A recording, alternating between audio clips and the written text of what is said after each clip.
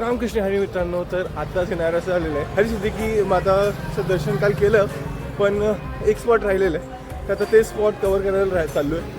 And it is also known as a hidden gem, कारण बरेच लोकांना याची गोष्टी माहिती नाही, तर त्यात एक्सप्लोर करायला चालू आहे. तर बघू काय होतं. हरसिद्धी माता मंदिर हे फक्त मंदिर नाही तर 51 शक्तिपीठामधून एक आहे. याच्या परिसरामध्ये तुम्हाला 2 दीपस्तंभ दिसतील, जे की रात्री आरतीच्या वेळेस दिवे पेटवले जातात. ते खूपच सुंदर वातावरण होते, जसं की तुम्ही कालच्या व्हिडिओमध्ये पाहिलंच असेल.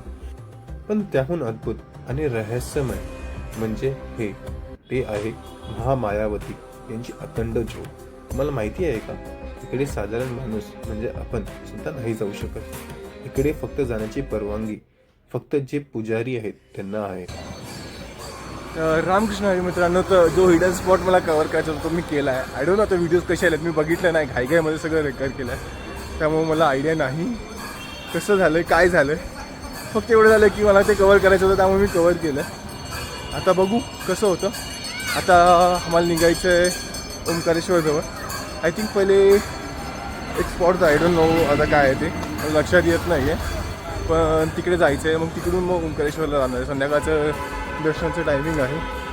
आणि किंवा किती सुंदर अशी हनुमानचं मूर्ती आहे,